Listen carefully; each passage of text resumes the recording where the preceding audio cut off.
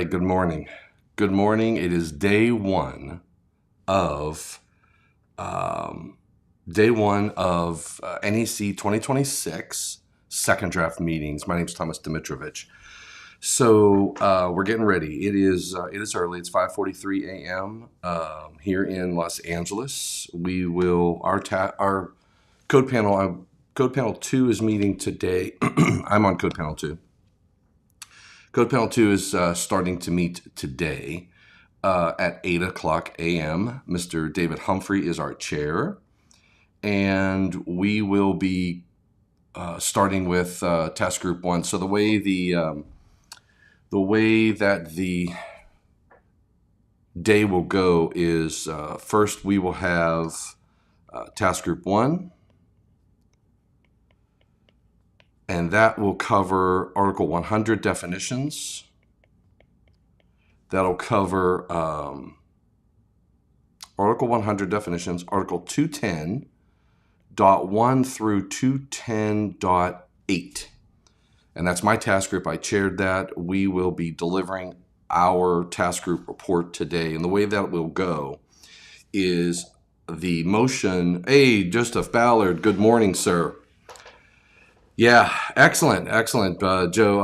I'm planning to go as live as often as I can. So hopefully, Joe, we'll keep everybody updated as we go along today, and do what we can to keep everybody in the loop. I feel like I'm in a cave here because I got this light here. It's like I got to get down. But in any case, Joe, we're starting with 210.8 today. I'm sorry, 210. Task Group 1, Article 100 first, definitions. And I'll talk about what the items that we'll be covering. I'm going to talk about Task Group 1 because I think we'll pretty much eat up the day. We may get into Task Group 2. The second order of business will be Task Group 2. Can't spell task. Task Group 2, which covers 210.9 through, this was Nihad El Sharif, 210.25. So Nihad's going to cover 210.9 through 210.25. Then we'll go to Task Group 3. And that's going to cover 210. Where's Task Group 3? Task Group 3 began, I believe, it was right after 25. So what's 25? What's after 25? 210? Article 210. Come on, what's after 25? There's 210.17. 21. I don't know if I think there's a 210.26, but I'm not sure. I don't want to commit. 210.24, 210.25. Oh no. That will be part 3. So part 3, and that is the last part. So that is Mr. Alan Manchi will close out Article 210. And then the fourth order of business is Task Group 4, which are all of the globals. All of the globals, and also Article 120, which is your load calculations.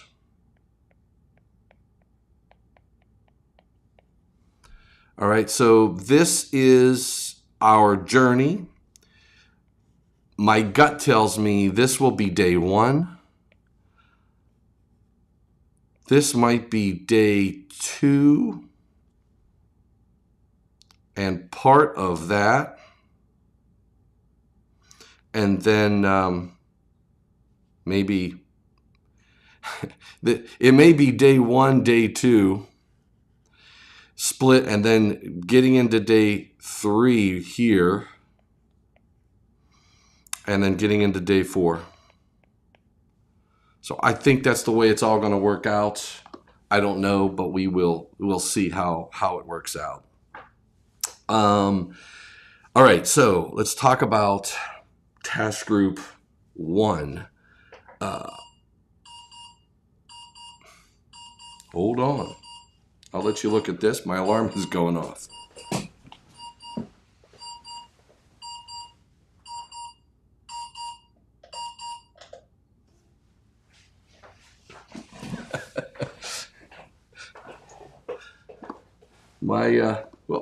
My alarm was going off.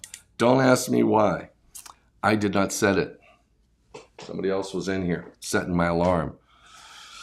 Okay, so that's okay. Let's talk about what Article 100. Let's talk about Article 100 first. I gotta close task group. Which is this? Task group 3. All right, let's take a look. Order of business. First change in Article 100 that we will be looking at. So here's the thing. What we did in Panel 10 owns the definition of what a branch circuit overcurrent protective device is. And it's confusing. It's confusing to a lot of people when you say you have to protect this feeder, and the feeder is going to be protected by a branch circuit overcurrent protective device. Or how about you're going to protect the service and service conductors? Well, you need to install a branch circuit overcurrent protective device. I'll give you another good example. You'll hear some people in the world of photovoltaics will say there are no branch circuits in a PV system. There are no branch circuit overcurrent protected devices in a PV system, and that's wrong. They'll say there are no feeders in a photovoltaic system, and that's wrong as well. If you look at the definition of what a feeder is, and this is where the confusion comes in to play. If you take a look, I'm just going to log into NFPA link real quick. It needs my face. If we look at what the definition is of a feeder, and this one I think is what drove it home to me, because I had a discussion when we were talking on photovoltaic stuff, PV systems. I made the statement. I was like, well, why, all of these conductors, why don't we just call them feeders? To me, it didn't make sense that they call them power source output conductors and all these other words. And somebody had made the statement to me. They said, oh, you can't do that because there are no feeders in a PV system. And I didn't understand why they would say that. And then so what one individual did, and a very, very smart man, I am trying to figure out how to change this. Paste copy. I don't want to do any of that. There we go. There it is, color, white. Nope, I don't want to do that either. I don't want to color the background. I want it to be transparent, but I want to change the color of the text. And it is not letting me do that. Edit. Oh, here we go. I'm learning. See, I am teachable, I think. There we go. All right, so this individual told me that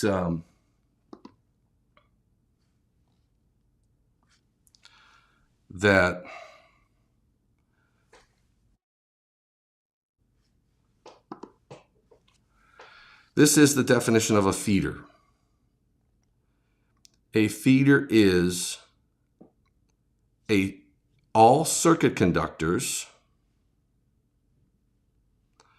all circuit conductors between the service equipment, the source of a separately derived system or other power supply source, and the final branch circuit overcurrent device.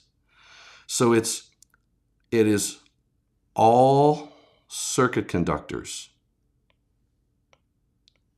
All circuit conductors. So it's all circuit conductors between the service equipment, the source of a separately derived system or other power supply source, and the final branch circuit overcurrent device. So I would get, there are no branch circuit overcurrent devices because there's no branch circuits inside of a PV system. But if you looked at what the definition is of a branch circuit overcurrent device, it's a device that protects branch circuits, feeders, service conductors, etc.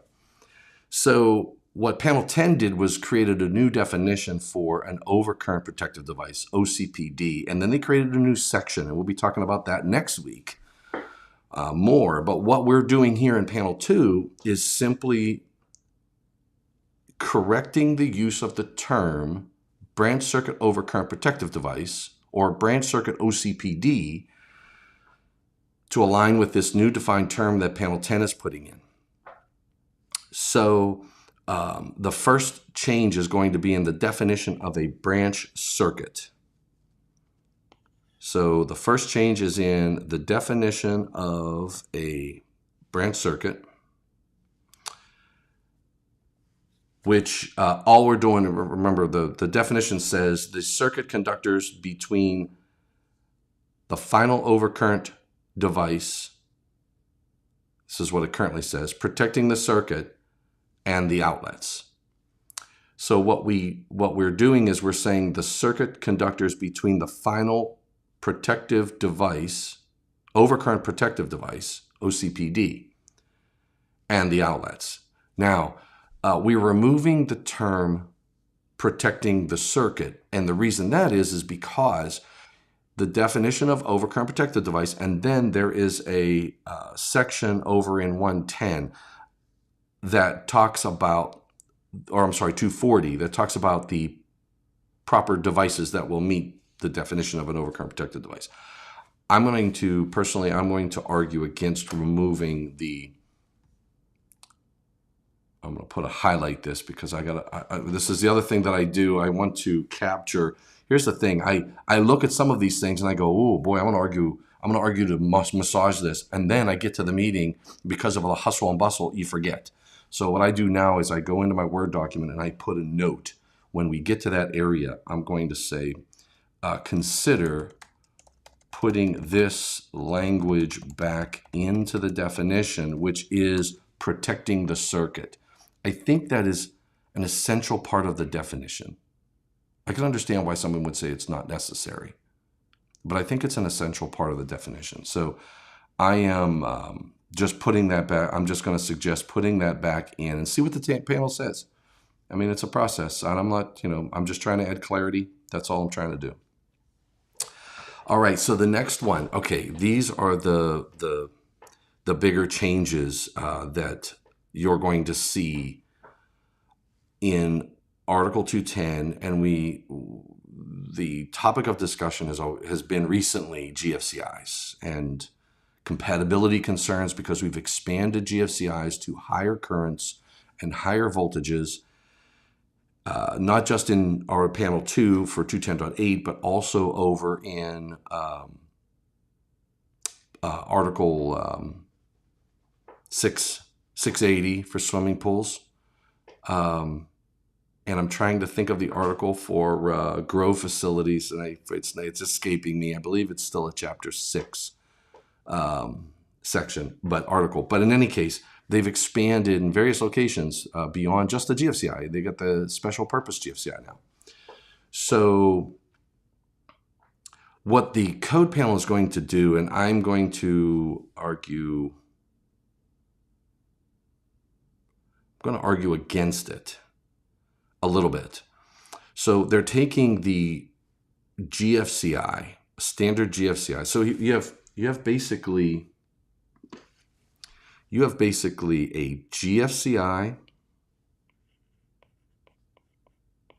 which is a Class A device. Jeez, oh man, I gotta shut this off. Bear with me.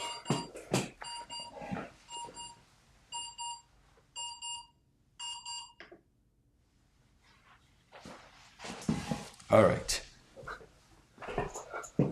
My alarm is going off.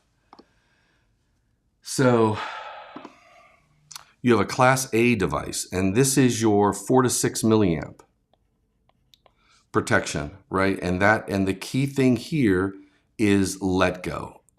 Remember, here in the United States, we think about let go protection, not just defibrillation. So we are the only thing we're doing, the only thing the task group did. I am going to speak against this. I'll tell you what I am going to suggest. Actually, no, I kept it. So what they're doing is they're adding the term Class A. They're keeping GFCI. So you have ground fault, circuit, interrupter,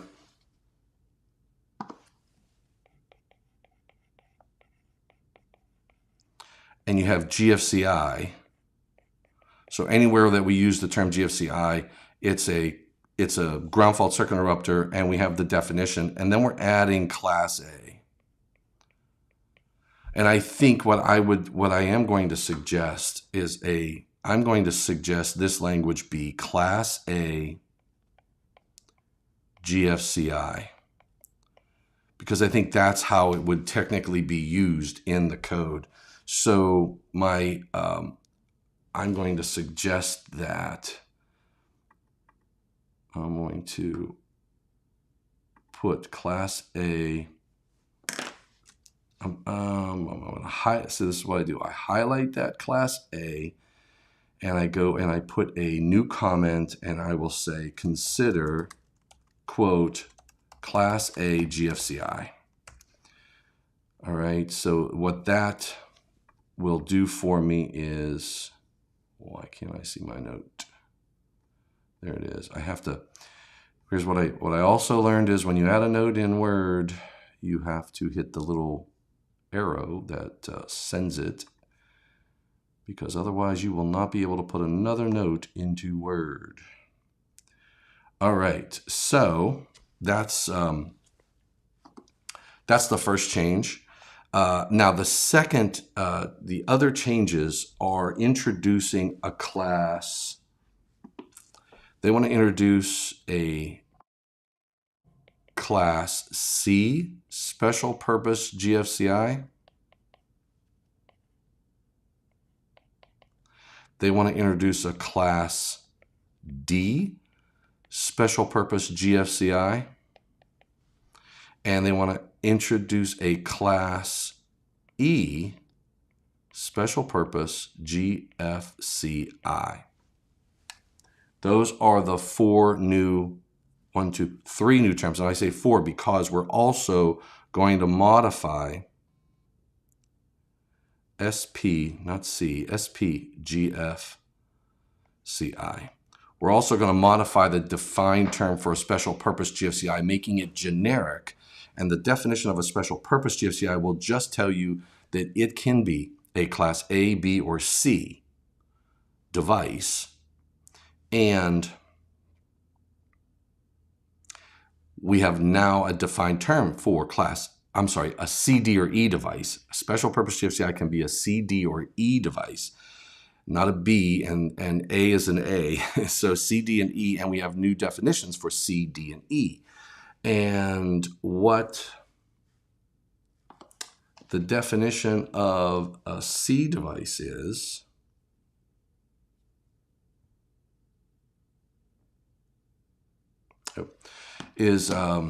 Class C is when it's a GFCI that is intended to be used in circuits with no conductor over 300 volts AC to ground.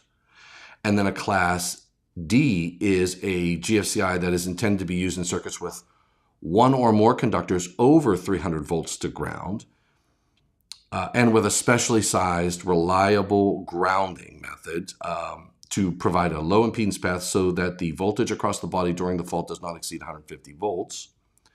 And then a Class E device is a GFCI that is intended to be used in circuits with one or more conductors over 300 volts to ground, but with conventional equipment grounding provided for the protected equipment in the system or double insulation. So those are your Class C, D, and E devices. And then I told you we're making a modification to the definition of a special purpose. So that's sort of, Class A GFCI. Okay, yeah, so they wanted to add a Class A. Oh, so that's the proposal. All right, so that's the language that is going to be proposed for the definitions. What else? I'm going to hit don't save. Okay, so that's the first order of business. We're going to hit the definitions of a don't save. I should have hit save. Anyway, and then we're going to move into 210. So when I get into 210, we've got some minor changes in 210.1.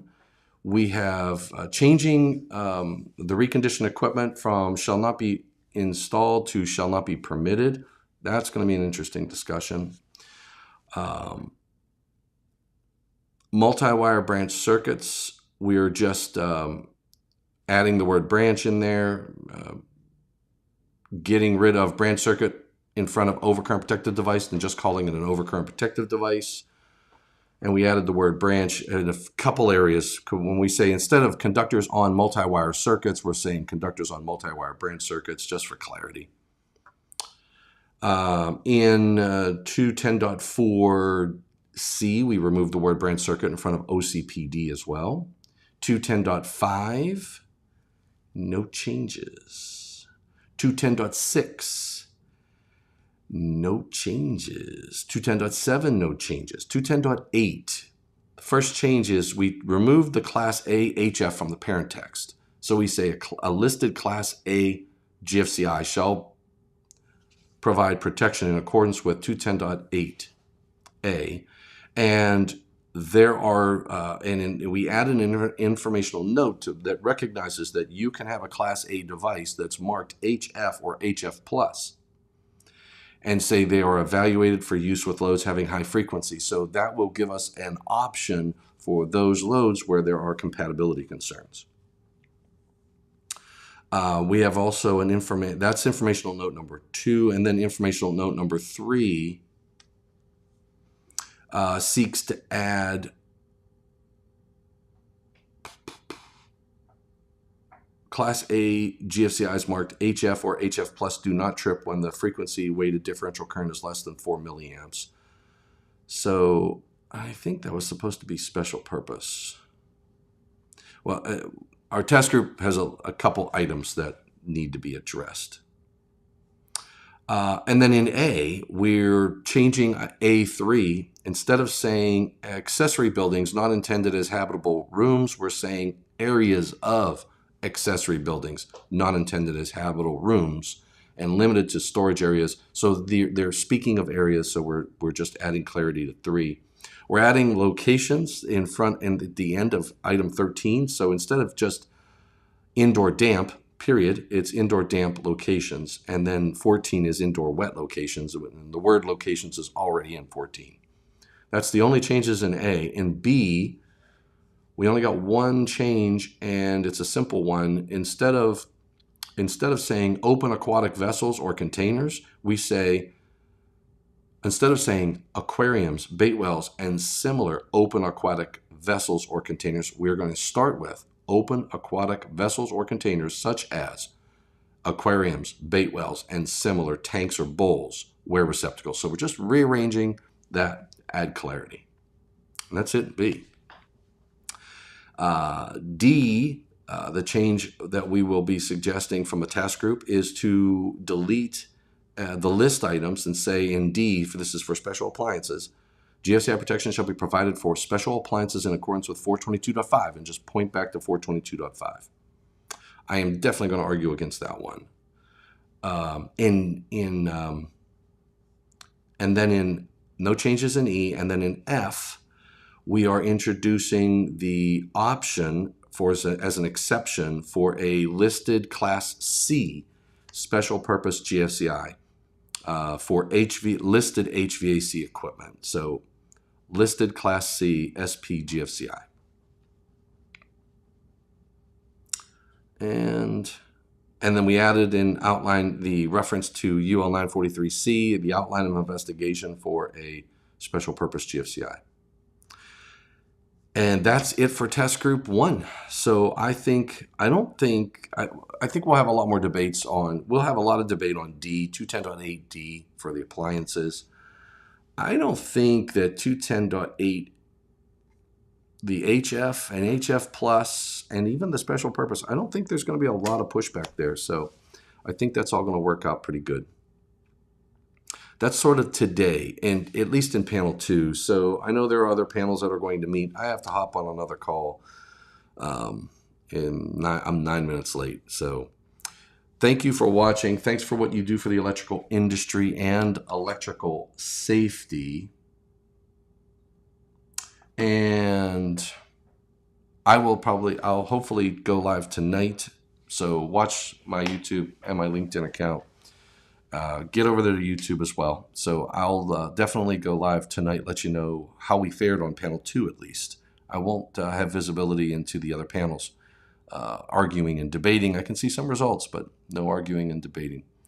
I'll let you know what happened on panel 2 today, later on tonight.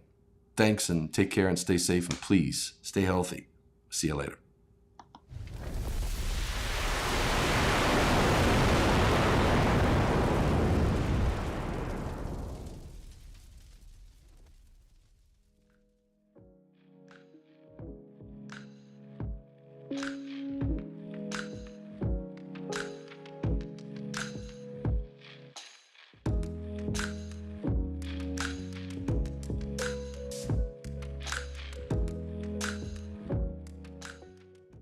To Heinz. Good morning, good evening, everybody. So I will continue my presentation.